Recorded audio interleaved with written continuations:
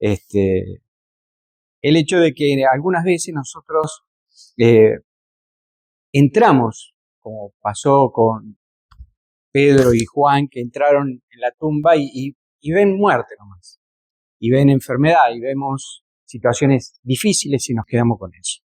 Pero ya vamos a ver cómo Dios nos dice que Él está allí para hacer una nueva historia en nosotros, que Él no ha terminado con nosotros y que todo lo que nos va pasando son situaciones que nos van fortaleciendo y nos van preparando para lo mejor, para estar en su presencia. Vamos a ir a la palabra de Dios en San Juan 20, lo que tenga la Biblia o la Biblia en el celu, San Juan 21 al 10. Dice la palabra: el primer día de la mañana, María Magdalena fue de mañana, siendo aún oscuro, al sepulcro y vio quitada la piedra del sepulcro. Entonces corrió y fue a Simón Pedro y al otro discípulo, aquel al que amaba a Jesús, y les dijo: se han llevado del sepulcro al Señor, y no sabemos dónde lo han puesto. Y salieron Pedro y el otro discípulo y fueron al sepulcro. Corrían los dos juntos, pero el otro discípulo corrió más deprisa que Pedro y llegó primero al sepulcro. Y bajándose a mirar, vio los lienzos puestos allí, pero no entró. Luego llegó Simón Pedro tras él y entró en el sepulcro y vio los lienzos puestos allí, y el sudario que había estado sobre la cabeza de Jesús, no puesto con los lienzos, sino enrollado en un lugar aparte. Entonces entró también el otro discípulo que había venido primero al sepulcro, vio y creyó. Porque aún no había entendido la Escritura que era necesario que Él resucitase de los muertos, que Jesús resucitase de los muertos. Y volvieron los discípulos a los suyos. Bueno, si nosotros nos vamos un poquito antes, el capítulo anterior, los versículos anteriores, vemos que Jesús es crucificado, vemos a Jesús en la cruz, como decía la canción recién, vemos todo lo que padeció y que muere allí, ¿no? Humanamente hablando. Dice la palabra que después de esto, Arimatea y Nicodemo le pidieron a Pilato el cuerpo de Jesús para darle entierro rápidamente, porque venía el día que no podían realizar ninguna tarea, que era el sábado.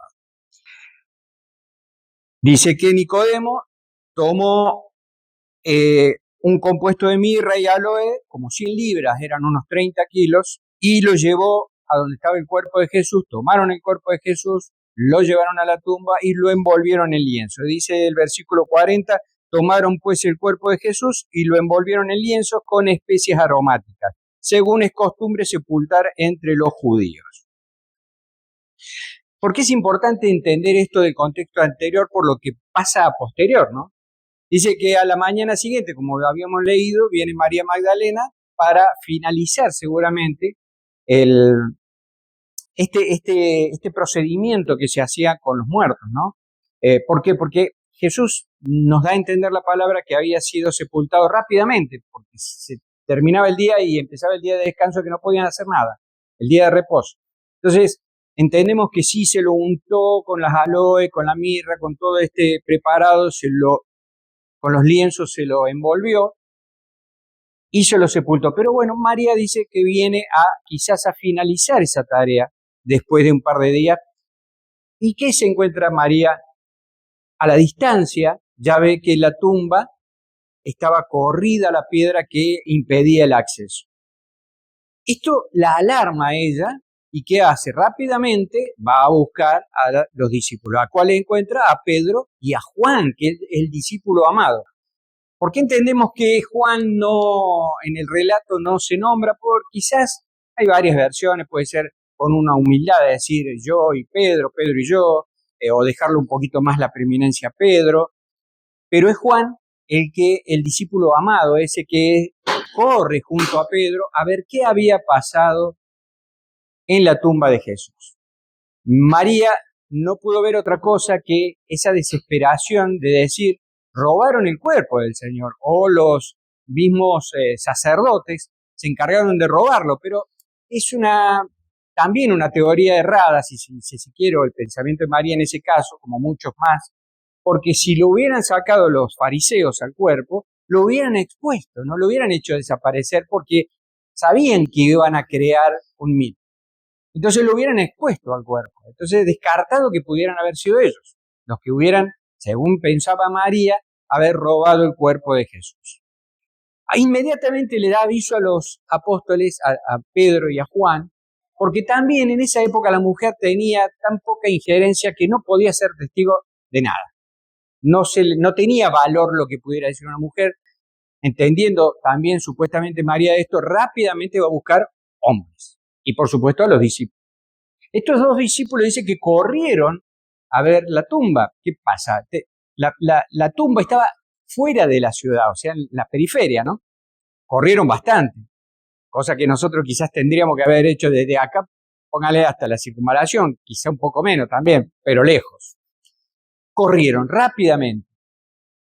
Hubo un discípulo que pasó al otro, que en este caso era Juan, porque Juan era más joven. Se supone que Pedro tendría unos 50 años, así que yo teniendo un poquito más que él, me imagino de subir este par de escaleras que tenemos, ya subo agitado, me imagino pobre Pedro, lo que habrá corrido y lo que habrá llegado ahí agitado. Y dice la palabra que Juan lo pasó, claro, Juan tenía 20 años, acá Javi presente, y era una gacela, pasaba a correr.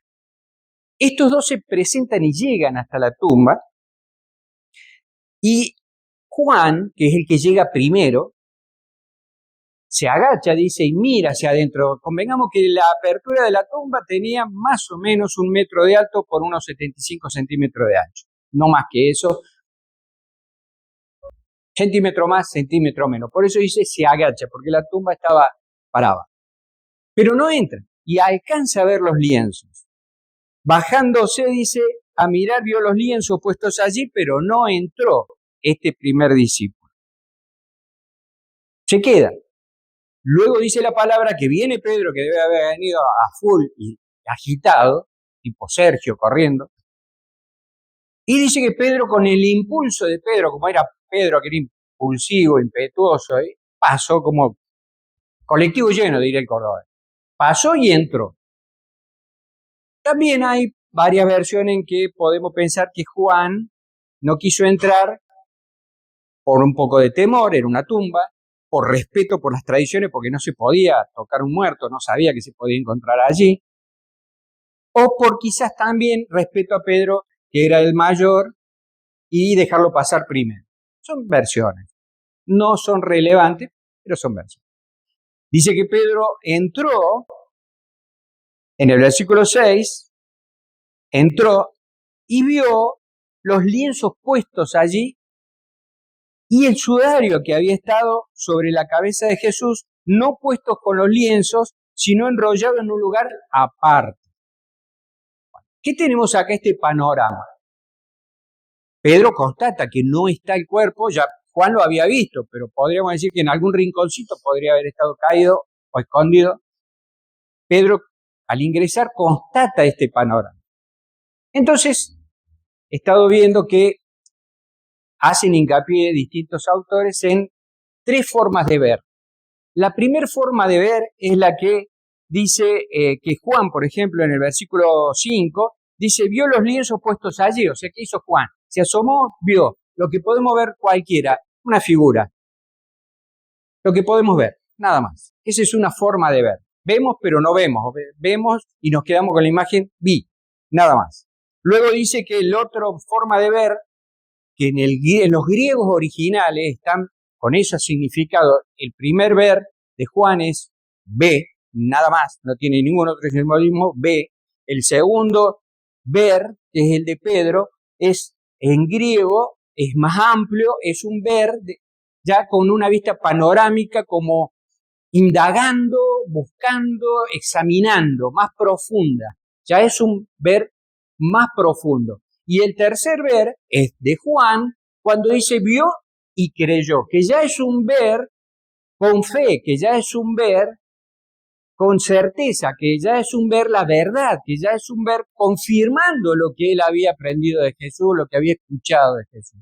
Es un ver espiritual. Fíjense, son 3 formas de ver, que en el griego original lo deja claramente porque usa 3 palabras distintas para decir ver, que es un poco el proceso nuestro en estas cosas de Dios, de que cuando empezamos, venimos a la iglesia o empezamos a leer la palabra o empezamos a compartir, pero como que vemos superficialmente, vemos, estuvo estuvo aquel, habló, me senté acá, allá, sí, me acuerdo de la pared era blanca, ver, nada más. Después viene la segunda etapa que suele ser con un tiempo, algunos más rápido, otros más largo, pero que es la etapa de ya empiezo a indagar, empiezo a ver, empiezo a escudriñar, empiezo a buscar, empiezo a querer saber por qué esto, por qué lo otro, quién es el que habla, quién no es el que habla, con quién estoy, con quién no estoy, escucho, analizo, ya ese es un segundo ver. Y el tercer ver, que es el que muchos han llegado y otros están ahí al alcance, que es el ver espiritual, cuando ya empezamos a ver y a darnos cuenta que lo que Dios ha hecho en nuestra vida es real y que lo que dice la palabra de Dios es real. Ese ver espiritual ya viene con el Espíritu Santo. Cuando nosotros aceptamos a Cristo y nos llenamos del Espíritu, empezamos a ver las cosas de otra manera, de una manera totalmente espiritual, una manera de Dios, una manera de esperanza, una manera de fe. Ese tercer ver es el que Dios quiere en nosotros. Que nosotros disfrutemos de las cosas de Dios, la vivamos, más allá de las circunstancias difíciles, como están pasando algunos hermanos ahora, pero que podamos vivir las cosas de Dios y esperar en Él, y estar siempre feliz de saber que Jesús está allí, y que el Espíritu Santo está con nosotros diciendo, Jesús está allí a tu lado, no estás solo. Eso es lo que Dios quiere de nosotros. Por ende, ese tercer ver es el que todos debemos aspirar. Salir un poquito, presionarnos a nosotros mismos para aprender, para seguir buscando, para no bajar los brazos. El enemigo nos pone prueba para que no lleguemos a este tercer ver. Porque no le conviene, porque no quiere. Cuando nosotros empezamos a discernir las cosas de Dios, y que a veces situaciones difíciles son pruebas que Dios por ahí no provoca, pero que aprovecha de alguna manera para ver cuál es nuestra reacción, cuál es nuestra madurez. Y otras situaciones difíciles a veces es bueno también porque nos provocan callos, que después nos protege contra lo que venga después. Por eso a veces el ser humano o los creyentes no entendemos por qué nos da a Dios y nos da y nos da y nos da. Y no es que Dios nos dé, son situaciones de la vida es eso. Dijo Jesús, tendréis aflicción, tendréis problemas, vamos a tener problemas, es un día a día. Es un día a día, pero cuando estamos en el tercer ver, yo me levanto más allá de mis problemas, nosotros nos levantamos más allá de los problemas, con fe, con esperanza, sabiendo que Jesús está ahí, que el Espíritu Santo está ahí y que está al alcance de una oración. Están al alcance de una oración individual, grupal, en compañía, solo, como quiera, pero al alcance de una oración. Es orar al Señor, hablar con Él, pedirle a Él, confiar en Él, y esperar, porque Dios está escuchando y la respuesta viene. Puede tardar, como le pasó a Daniel, que tardó tiempo hasta que la oración llegó y volvió, pero llega, la oración está. Porque, por supuesto, como dice la palabra, hay huestes espirituales que se oponen a todo lo que sea de Dios también, porque es una lucha espiritual, ¿o no es? No es carnal, es espiritual. Si nosotros conseguimos estar en ese tercer estadio que es el ver espiritual, nuestro espíritu permite al Espíritu Santo obrar y se fortalece. Entonces allí cambia la perspectiva de las cosas. Las luchas siguen. Quizás los dolores siguen, los esfuerzos siguen, quizás la enfermedad sigue, pero ya cambia, ya estamos como fortalecidos, ya tenemos otro impulso, ya sabemos en quién confiamos, no en nosotros mismos, sino en el Señor. Ese es el tercer ver que nos hace ver este relato y que pude informarme que muchos autores lo vieron también a esto y lo comparten porque es un mensaje que está allí. ¿Cuántos de nosotros hemos leído este pasaje de la Biblia, de la palabra de Dios, este relato, y la verdad no nos hemos dado cuenta? Por nada en particular, simplemente porque lo pasamos de largo. Pero Dios nos da tantas palabras dentro de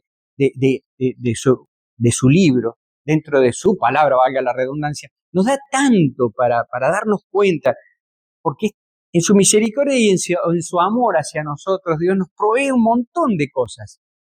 Una mesa muy bien servida, así opulenta, con mucho. para que nosotros de alguna manera discernamos y nos demos cuenta de el amor que nos tiene. En algún punto nos vamos a dar cuenta. Entonces vamos descubriendo, miren que tengo años, en la palabra años, de leer, de compartir, y uno dice, pero ¿cómo? Después de 30 años, ¿te das cuenta de esto? Sí, no lo había visto antes. Capaz que he compartido esta palabra, lo he leído, lo he escuchado de alguien más. Y por ahí no me he dado cuenta de situaciones. Pero ahí está lo bello de cuando nosotros podemos abrir la palabra y siempre estar con esa curiosidad de niño. ¿Vieron que los niños empiezan, ¿y por qué? Y yo le decía, bueno, porque tal cosa, ¿y por qué? Y está la otra, ¿y por qué? Y bueno, debemos ser así nosotros. Por eso la palabra dice que debemos ser como niños. No quiero ver a nadie andar chupeteando una mamadera. Pero debemos ser como niños en esa ansiedad de aprender, de ser esponja para recibir todo lo que Dios tiene que darnos. Entonces, cuando nosotros nos comportemos de esa manera, empecemos, ¿y por qué? Vas a abrir una hoja de la palabra y automáticamente, ¿y por qué? Y vas a pasar a la otra, ¿y por qué? Y vas a pasar a la otra, no te vas a quedar con lo que leíste así superficialmente, porque vas a querer saber más, porque te va a dar hambre de saber más, es una necesidad de saber más. A mí me acuerdo, me pasaba, no me gustaba mucho cuando decían, vos estás en el primer amor, porque yo era más novel en esto y más joven. Pero bueno, un poquito más joven que ahora, 30 años quizás. Y claro, me quería, arrasaba el mundo. Yo sabía decirle a mi señora, me iba a trabajar o eso, y claro, salía madrugada, andaba en colectivo, en medio del barrio que yo vivo y todo, pero yo flotaba en el aire, a mí yo sentía que no me iba a pasar nada, en eso estaba. Claro, me decían, vos estás en el primer amor. Y me molestaba un poco, porque yo decía, no, cuando uno ama, ama siempre. Pero no, sí, con el tiempo se entiende eso, porque después he pasado por distintas etapas, que sí, me di cuenta que me había un poco alejado de ese primer amor, como dice una de las iglesias de Apocalipsis, ¿qué tengo contra ti? Dice Dios, que dejaste tu primer amor. En este caso, Dios nos está advirtiendo, no nos está diciendo que tengo contra ti, te voy a fulminar. No, tengo esto, corregilo. Volvé a ese primer amor, volvé a tener esas ganas de Dios, como yo he sabido decir en otras oportunidades, como cuando una pareja se conoce y tienen que estar mirándose, acariciándose, diciéndose cosas lindas, estar ahí porque se necesita, porque es una cuestión de química. Y Dios lo ha hecho así. Y Dios quiere eso de nosotros, quiere esa química que tengamos con Él. Que volvamos a ese primer amor, que el hecho de buscar a Dios en el lugar que sea, acá, en tu hogar, leyendo la palabra, viendo un video, escuchando una música, que no sea una cosa fría, superficial, sino que lo disfrutes, que disfrutes de ese momento de aprender de Él, de saber más y decir, wow, Señor, no había visto esto. Por ahí es lo que podríamos decir una pavadita, una cosa por ahí simple, insignificante, pero es valioso porque vas descubriéndolo al Señor. Y eso es lo que Dios quiere de nosotros. No se termina nunca. Y es lo maravilloso de esto. Yo puedo decir, con el tiempo vuelvo a decir que tengo en el Evangelio, con todo lo que hemos leído, y no solo yo, acá está Julio y muchos más acá que tienen tiempo en el Evangelio, díganme si al abrir la Biblia y descubrís cosas nuevas, y si cuando empezás a indagar, cuando empezás a escarbar, descubrís cosas nuevas. Eso es lo bello de esto. No quedarse ahí, no quedarse ya está, con lo que escuché, con lo que aprendí, con lo que me dijeron, con lo que vengo trayendo de tiempo. No. Hay que seguir buscando, como niño. Seguir buscando, indagando. Yo quiero saber más, no me quiero quedar con eso. Y en ese saber más, por ejemplo, nos dice acá que cuando Simón Pedro entra y está el sudario, está la tela de lino con que envolvieron al Señor, los lienzos, está el sudario más allá. Tenemos que imaginarnos, no era una tumba desordenada. Empecemos por ahí, por ende, se cae la versión del robo del cuerpo. ¿Qué ladrón va a entrar? Primero va a abrir una tumba en la que había soldados. Supongamos que lo desmayaron, no sé, con algo. O los golpearon, lo hicieron huir. Entran, corren la piedra que había, que tenía que ser 2 o 3 por lo menos. ¿Quién va a entrar y desenvolver un cuerpo y llevárselo y dejarlo al lienzo? ¿Se imaginan la momia? ¿Vieron como la momia de los dibujitos, las películas, que era lo envolvían así, lo envolvían todo. ¿Quién va a hacer ese trabajo? Y encima dejarlo ordenado, ni hablar del sudario. Estaba aparte, dice, y estaba doblado o enrollado en algunas versiones.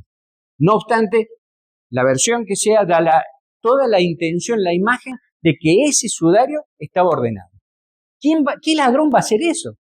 Si voy a robar el cuerpo, entro, lo cargo y me lo llevo, porque convengamos que una vez que lo habían envuelto, como dice los versículos anteriores, que lo habían untado con mirra, con aloe, todo eso hacía una capa que de alguna manera también se ponía viscosa o endurecida, cubría todo el cuerpo, había que sacar eso.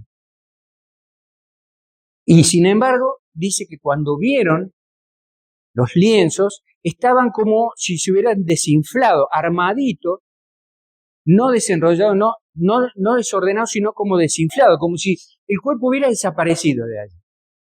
Fíjense en la maravilla, o sea, hay que prestar atención a esos detalles porque eso hace a la sorpresa, al asombro de uno y al saber y entender cuán grande es Dios, lo que Jesús hizo por nosotros. Dice que quedó tal cual como estaba el cuerpo, dibujado, pero no estaba dentro, como si se hubiera salido así y hubiera quedado armadito todo. Por supuesto, todo aplastadito, ¿no? Pero armadito. Y más allá del sudario, que era la tela que se le ponía en el rostro al muerto. Fíjense cómo esto nomás tira para abajo esto tan famoso del sudario de Turín, con la imagen esa de todo un cuerpo completo. Ya esto nomás de la palabra de Dios lo tira abajo a eso. Más allá de los análisis científicos que quieren hacerle, las hipótesis o cosas históricas, esto tira abajo esa versión, que ese sudario es de Jesús. No es de Jesús. Más allá que la ciencia ha demostrado que está impreso, que es real, que son gotas de sangre y que por ahí data de hasta el primer siglo, 100 años después de Cristo, no importa eso, pero no quiere decir que sea de Cristo. Porque la palabra de Dios me dice a mí que estaba envuelto con lienzos, que quedaron allí acomodaditos, y el sudario más allá. Y el sudario era una tela, era como una toalla que se usaba para secarse. ¿Y cuál es el mensaje del sudario acomodado? Y acá está otra de las maravillas. Hay una tradición que no está comprobada fehacientemente, pero que se estima que fue uno de los mensajes dejados en ese sudario acomodado. El primer mensaje es: no fui robado. Resucité. Es como que Dios te está diciendo: no fui robado. No, porque ningún ladrón va a acomodar todo, va a decir: lo voy a robar rápidamente, desmayo, hago huir a los soldados y saco y doblo lo que... Nadie lo hace. Si alguien te roba una tele en tu casa y vos tenías un adorno, te agarra la tele, tira el adorno y todo y no le importa nada. Ese es el primer mensaje. Pero el segundo es mucho más bonito, más lindo, más allá de que no se puede probar esta tradición o costumbre del pueblo judío, pero que seguramente puede haber sido en un alto porcentaje. ¿Qué es? La tradición dice que había un procedimiento, por decirlo así, una costumbre entre cuando el siervo servía al amo. ¿Qué era?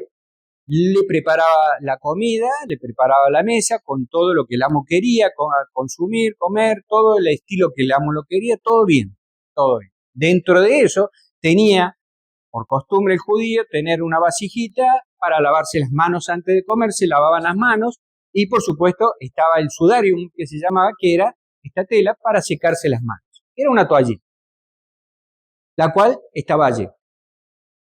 El amo comía, el siervo se alejaba para no molestarlo, como correspondía a la época, y estaba atento a ver qué hacía el amo, si se levantaba de la mesa o no. Si el amo se levantaba de la mesa, por supuesto se limpiaba porque comían con las manos, no había cuchillo y tenedor como ahora, por más que en alguna película por ahí lo hayan puesto para no salpicarse los dedos, pero comían con las manos la comida. Entonces, si el hombre o la mujer, el amo, se tenía que levantar, se levantaba de la mesa, se volvía a lavar, se secaba.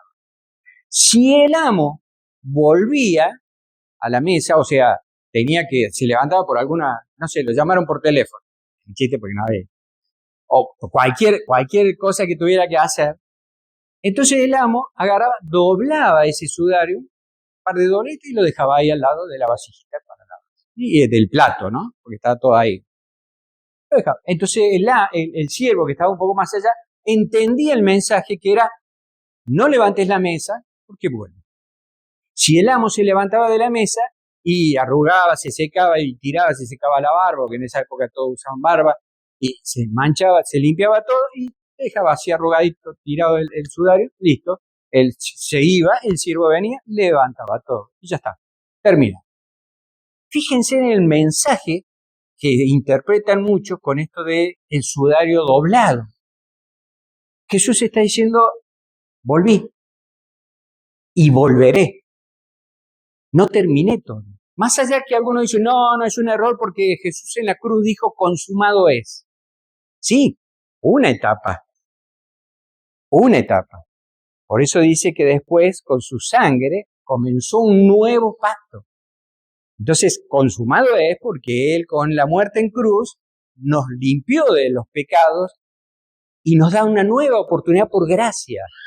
Y esa etapa consumada es por Jesús. Solo Él podía hacerlo. Pero hay otra que empieza, que es el nuevo pacto, en el que Jesús ya desde esa tumba, que no era de muerte, sino de vida, fíjense la diferencia que hay entre una tumba común, como la de Lázaro era una tumba de muerte. Había una gran diferencia, pero fíjense la diferencia en esa tumba de vida, que cuando Jesús deja acomodado ese sudario y sus lienzos quedan acomodados, entre comillas, pero quedan allí, Jesús está diciendo: volví y voy a volver, Jesús va a volver. A ver, hay situaciones en nuestras vidas que creemos que se acabó todo, que ya está, ¿qué puede hacer Dios? ¿Qué más puede hacer Dios conmigo? Y Jesús nos está diciendo con esto, a nosotros, a cada uno de nosotros: voy a volver, no terminé con vos, no terminé con ustedes, no terminé todavía, voy a volver por cada uno de nosotros, voy a volver por vos. Jesús está diciendo: voy a volver, no te hagas problema, no toques nada, voy a volver, como lo que tenía que interpretar el siervo. No levantar la mesa, no como dar como acabado todo, listo, ya el Señor se fue. No, Jesús vuelve una y otra vez a nuestra vida. Por supuesto, hasta la segunda venida de Cristo va a ser así. Pero una y otra vez vuelve a nuestra vida y nos deja ese sudario doblado diciendo: no está todo terminado, no se te acabó todo, estoy ahí, estoy para vos, resucito todas las veces que haga falta, voy a volver. Miren qué bonito mensaje, qué lindo mensaje que nos deja el Señor en ese acto. Y que, por supuesto, como dije recién, por ahí no lo vemos, porque leemos las Escrituras y no nos damos cuenta de la belleza que tiene y qué mensajes nos deja Dios en cada una de estas cosas. Y fíjense la diferencia que hay entre un relato y otro, en el que Juan participa en los dos, y hablo de la resurrección de Lázaro, un relato y otro en el que Juan es protagonista de los dos. Por eso es muy importante lo que dice Juan, todos estos detalles, todo este relato tan preciso de la resurrección de Jesús, de la tumba, de cómo fueron las cosas. A ver, en la tumba de Lázaro Jesús dijo: corran la piedra. Estaba Juan ahí, corran la piedra. En este caso no, la piedra estaba corrida. ¿Por qué habría de estar corrida la piedra? ¿Para que Jesús salga? No, Jesús estaba en un cuerpo glorificado. No lo podía detener una piedra, nada. De hecho, los discípulos, en poquito más adelante, dice que estaban reunidos, y Jesús estaba en un aposento, en un lugar que estaba cerrado y bien cerrado. Y Jesús se les apareció entre medio. No abrió ninguna puerta, estaba allí. Por eso esa piedra se movió no para que Jesús salga, sino para que nosotros entremos. Para poder contemplar toda la maravilla que venimos hablando, todo lo que Dios hizo en esa tumba, con esa resurrección, con esos pequeños y grandes detalles que nos dejó tan importantes, que parecen tan insignificantes, pero son valiosos. Por eso esa piedra no era para que Jesús salga, sino para que entremos nosotros, a diferencia de Lázaro. Lázaro no había forma, tenía que salir. Lázaro salió envuelto y Jesús dijo, ayúdenlo, porque debe haber salido a los saltitos así, atado. Salió hasta con el sudario, dice. Entonces, la gran diferencia que hay con Jesús es, no había cuerpo. Luego le aparece, después de todo este acontecimiento a María Magdalena, un Jesús glorificado. Y le aparece después a los discípulos también, por supuesto, un Jesús glorificado. No Lázaro, que había resucitado, que había vuelto a la vida, pero que iba a morir. Y que siguió viviendo una vida como nosotros, que no era un superhombre. Jesús volvió a la vida, resucitó para vivir eternamente en ese cuerpo glorificado, que es lo que Dios quiere de nosotros, que nosotros podamos llegar a ese estadio, a resucitar en Él y tener un cuerpo glorificado también, que lo alabe y lo glorifique a Él por eternamente, que vivamos en ese reino de Él eternamente. La gran diferencia entre uno y otro, ¿no? Uno que es finito, que resucitó pero que murió. Y el otro, Dios, que resucitó para siempre, para que nosotros realmente tengamos fe en Él, creamos en Él y nos demos cuenta quién estuvo con nosotros, quién caminó, todo lo que hizo por nosotros y nos demos cuenta lo maravilloso que es y que realmente es Dios. Si no hubiera resucitado, Jesús hubiera sido un profeta más, un Mahoma más, pongan el nombre que quieran. Es la única tumba vacía de cualquier profeta o deidad que tenga alguna otra religión. Es la única tumba vacía, la de Jesús. Porque Él es Dios y porque Él resucitó para darnos vida y vida en abundancia, como dice la palabra. Y dice que cuando Juan entra y ve eso, ahí se da cuenta Juan y cree. Ahí cree, realmente ahí analiza Juan rápidamente, su mente mucho más rápido que la de Pedro. Que después intuimos que Pedro creyó también, porque dice que los dos se fueron a su casa, no se quedaron, seguramente iban hablando, comentando la maravilla de esta. Pero Juan dice que vio y creyó. ¿Por qué? Porque estaba ahí las señales de que el Señor no murió, no quedó allí, no había un cuerpo, todas las señales evidenciaban lo que él ya venía anunciando y los profetas en el Antiguo Testamento venían anunciando de que el Cristo debía vivir, padecer, morir y resucitar. Se confirmó todo. Y esa es la maravilla de este Evangelio. Esa es la maravilla que nosotros vivimos hoy. Y dice la palabra que no habían entendido, termina diciendo este capítulo, o estos versículos, no habían entendido que la Escritura decía que era necesario que el Mesías venga, que muera y resucite. No lo habían entendido hasta ahí. Y quizás no cabalmente hasta que lo vieron después en cuerpo, en ese aposento que se les presenta en el medio. Y hasta el hecho de que Tomás diga, para creer tengo que tocar sus lastimaduras, los huecos de los clavos, la herida de la lanza. Ahí empezaron a creer, a darse cuenta de lo maravilloso que era Jesús y quién habían tenido al lado. Es un episodio que la verdad que es para leer y recontraleer y vivirlo. Vivir ese momento, no solo quedarnos con la imagen de la cruz. Estaba viendo muchos videitos, no muchos, pero estaba viendo algún video con respecto a la Pascua, todavía siguen bajando al Jesús de la cruz.